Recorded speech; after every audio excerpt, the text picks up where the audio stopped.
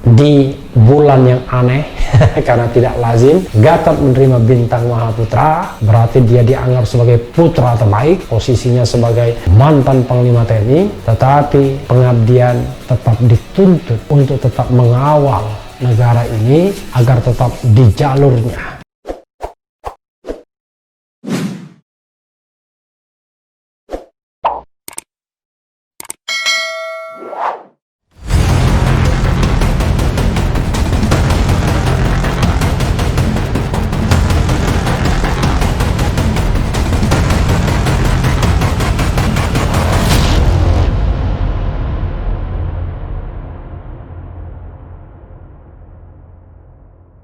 Assalamualaikum warahmatullahi wabarakatuh, Sobat RH sekalian. Jumpa lagi kita di channel yang keren ini, Keren Cadas. Saya kali ini tetap akan melanjutkan soal pemberian tanda jasa kepada Jenderal Purnawirawan Gatot Nurmantio, sebagaimana sudah dilansir kemarin ya, dalam video yang juga akan ditampilkan di sini. Nah, kali ini ada komentar dari TB Hasanuddin yang menjawab pertanyaan saya kemarin. Saya baru baca ini, tapi penting disampaikan ke Sobat RH sekalian. Sebagaimana dilansir oleh Detik News, Jokowi bakal beri penghargaan ke Gatot. TB Hasanuddin aneh kalau November. Kita bacakan ya beritanya. Jakarta, Presiden Joko Widodo Jokowi akan memberikan penghargaan bintang Mahaputra dan gelar pahlawan. Salah satu sosok yang akan mendapatkan bintang Mahaputra adalah mantan Panglima TNI Jenderal Purnawirawan Gatot Nurmantio. Namun, pemberian penghargaan ke Gatot Nurmantio itu dinilai anggota Komisi 1 DPR RI FPDIP TB Hasanuddin tak lazim dilakukan pada bulan November. TB Hasanuddin awalnya menjelaskan soal pemberian bintang jasa biasanya dilakukan pada Agustus. Sesuai aturan yang berlaku di negeri ini, sejak berdiri NKRI, kepala negara yang lalu memberikan tanda jasa dan bintang jasa kehormatan biasanya dilaksanakan sebelum hari kemerdekaan 17 Agustus setiap tahun, kata TB Hasanuddin kepada wartawan. Wah, sudah Selasa 3 November 2020 ya. TB Hasanuddin yang pernah menjabat Sesmilpres, Sekretaris Militer Presiden ya, Kemsetnek, Kementerian Sekretariat Negara, mengatakan bulan November identik dengan pemberian gelar pahlawan kepada sosok yang berjasa kepada Indonesia. Diketahui tanggal 10 November ditetapkan sebagai Hari Pahlawan. Sementara untuk gelar pahlawan diberikan sebelum tanggal 10 November dalam rangka memperingati Hari Pahlawan. Para pahlawan diberikan gelar pahlawan setelah mereka meninggal atau gugur selama perjuangannya, ujar TB. TB Hasanuddin ini masih saudara dengan Jaksa Agung ya, Burhanuddin ya.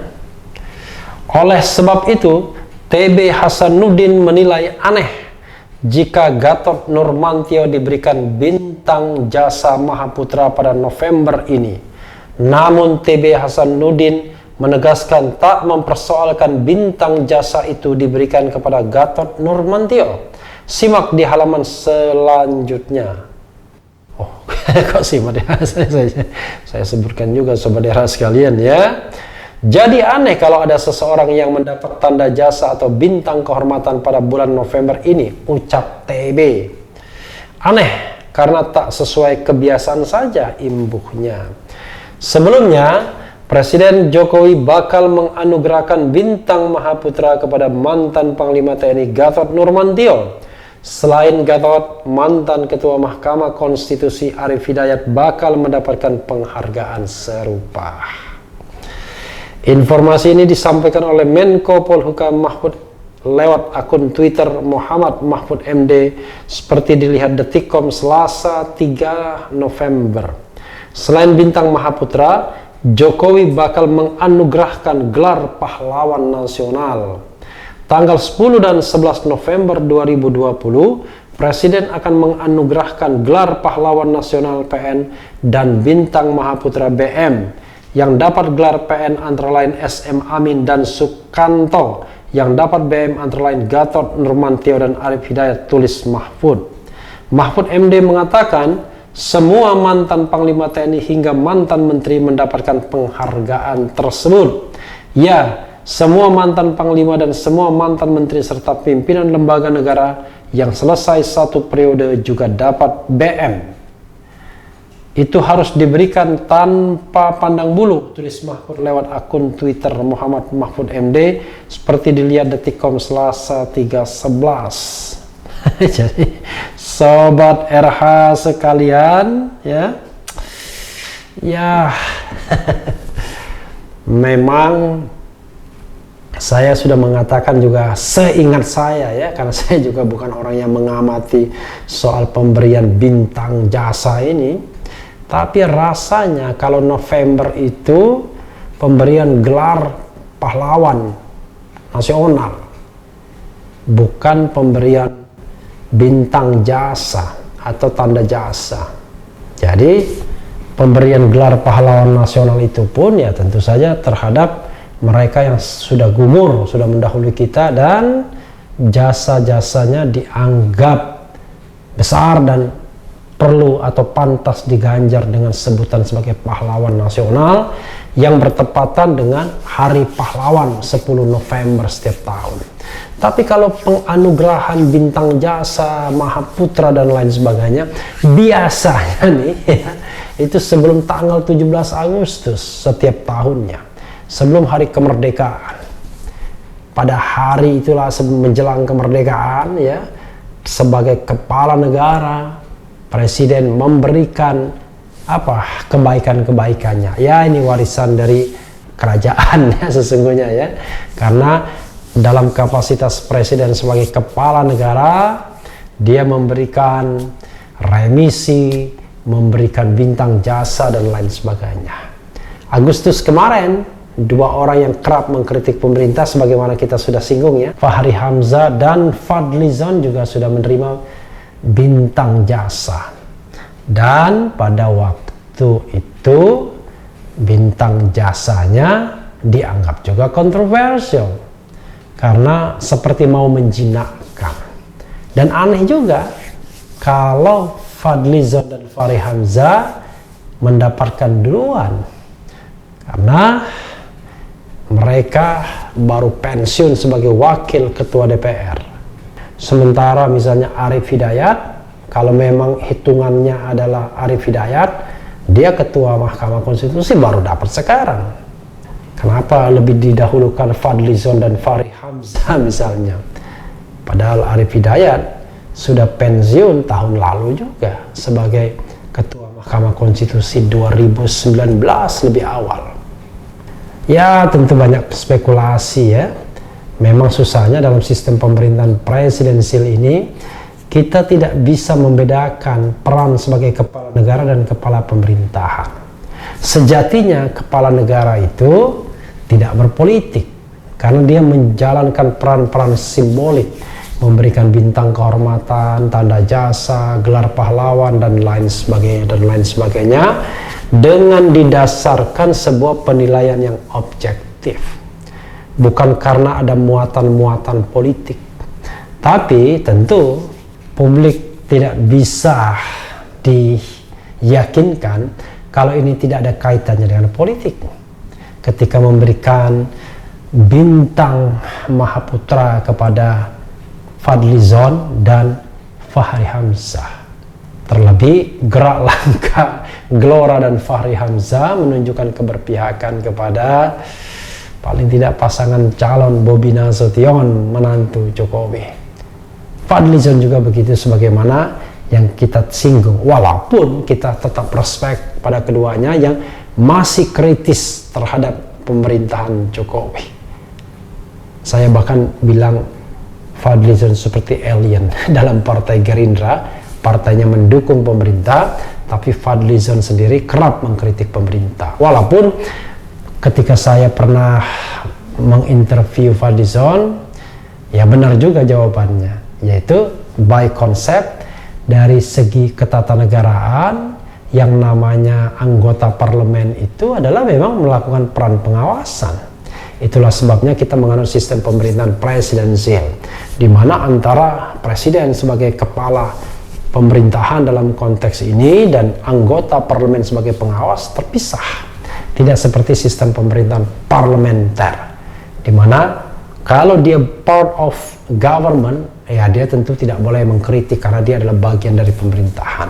Tapi parlemen kita terpisah dan pemerintah, walaupun partai-partainya ada yang direkrut sebagai menteri misalnya. Ya sama seperti di Amerika Serikat, individual performance anggota DPR diakui. Nah, kembali kepada tanggal atau bulan November tersebut, memang tidak lazim rasanya seingat saya ya, dan untung diingatkan dengan oleh TB Hasanuddin ini. Memang harusnya November bukan. Nah, pertanyaannya adalah setelah deklarasi kami pada tanggal 18 Agustus, dan itu sebelum gonjang-ganjing tentunya ya, Gatot Nurmantio ya, gonjang-ganjing Gatot Nurmantio maksud saya, maka Gatot barangkali bukan sosok yang cepat-cepat dipertimbangkan untuk diberikan bintang jasa. Tapi begitu kami meledak di mana-mana, Gatot menjadi salah satu tokoh yang populer yang memotori koalisi aksi menyelamatkan Indonesia, walaupun ini organisasi yang masih tanpa bentuk hukumnya, melainkan hanya gabungan orang-orang yang punya moral dan visi yang kurang lebih sama. Tapi gerakan ini cepat sekali mendapatkan sambutan di mana-mana. Bahkan kalau dikaitkan dengan gerak langkahnya partai-partai yang formal misalnya, termasuk partai baru seperti Gelora, berita tentang kami justru lebih mewarnai media massa, termasuk juga deklarasi-deklarasi kami. Ya kalau harus head to head misalnya dengan berita-berita dari partai politik, kami cukup menyorot perhatian publik dan membuat Gatot Nurmantio misalnya, Din Samsudin menjadi tokoh alternatif. Nah, disinilah rupanya pemerintah ya, ini secara analisis ya, dari sisi analisis akhirnya memang dalam tanda kutip berusaha menjinakkan Gatot Nurmantio dengan memberikan bintang Mahaputra yang memang secara teoritis hak dari mantan-mantan Panglima TNI. Tapi itu harusnya diberikan nanti, kalau paling cepat Agustus tahun depan. Nah, itu mungkin kelamaan. Karena itu Gatot harus digarap sekarang. Ini mohon maaf sobat era sekalian kalau bahasanya digarap ya, dalam tanda kutip. Saya sebelum membuat video ini sempat bertemu dan lama berbincang dengan Gatot Nurmantio, tapi memang saya belum bisa men-share tanggapan beliau terhadap rencana pemberian gelar atau tanda kehormatan tersebut, karena ya susah, pemerintah komunikasinya melalui Twitter. Kan harusnya langsung diberikan secara langsung, atau press conference langsung diberikan, atau setelah diberikan undangannya atau pemberitahuannya baru press conference. Kalau ini melalui Twitter, dan Twitternya Twitter pribadi Prof Mahfud lagi. Saya kira memang komunikasi yang seperti ini harusnya komunikasi yang sifatnya resmi. Toh harusnya ya betul-betul press conference. Nah, karena itu ketika saya bertemu Gatot Nurmantio, ya dia belum bisa memberikan tanggapan karena suratnya saja belum nyampai ke tangan dia. Itu yang saya dengar. Tapi memang sobat RH sekalian, sama seperti Fadlizon dan Fahri Hamzah, saya memperkirakan Gatot Nurmantio akan menerima bintang itu. Kalau memang demikian, ya kita berharap kita harus bisa membedakan antara rekod sebagai Panglima TNI di satu sisi dan berhak mendapatkan bintang jasa sebagaimana mantan-mantan menteri berhak dapat bintang jasa juga, dengan eksistensi Gatot Nurmantio sebagai kelompok kami, sebagai bukan leader ya, sebagai anggota presidium dari kami, Koalisi Aksi Menyelamatkan Indonesia. Harusnya Gatot Nurmantio tetap setia pada perjuangan kami untuk memperjuangkan nilai-nilai luhur, nilai-nilai baik, nilai-nilai Pancasila, nilai-nilai konstitusional, nilai-nilai yang sudah hidup sejak kita memerdekakan bangsa ini, termasuk misalnya nilai yang terkait dengan tujuan nasional melindungi segenap bangsa. Jadi sobat RH sekalian, diterima atau tidaknya bintang jasa itu adalah hak Gatot Nurmantio, tapi yang paling penting adalah saya pribadi berharap bahwa Gatot Nurmantio tetap berada di garda depan untuk mempersoalkan secara moral tindakan-tindakan penguasa yang dianggap perlu dikritisi, apalagi tindakan tersebut misalnya dinilai menyimpang dari Pancasila dan Undang-Undang Dasar 1945 yang merupakan common platform kita sebagai bangsa ya, dalam berbangsa dan bernegara. Ketidaklaziman itu ya sudahlah, kita terima, dan pasti ada maksudnya. No free lunch, tidak ada makan siang yang gratis kalau kita kaitkan ini secara politik. Bulan November nanti akan ditandai dengan pemberian gelar tanda jasa atau tanda kehormatan. Jadi setahun bisa 2 kali Presiden memberikan kebaikan-kebaikan seperti itu, atau menggunakan posisinya sebagai kepala negara untuk dalam tanda kutip menjinakkan lawan. Tapi saya tidak setuju kalau terminologinya dikatakan lawan, walaupun saya ingin mengutip ya cara berpikir Sun Tzu. Kalau menghadapi lawan, kalau kita bisa tumpas, kita tumpas; kalau kita tidak, jadikan teman. Itu kita bicara tentang musuh dalam peperangan. Nah, ini adalah kita bicara mengenai apa? Lapangan permainan politik.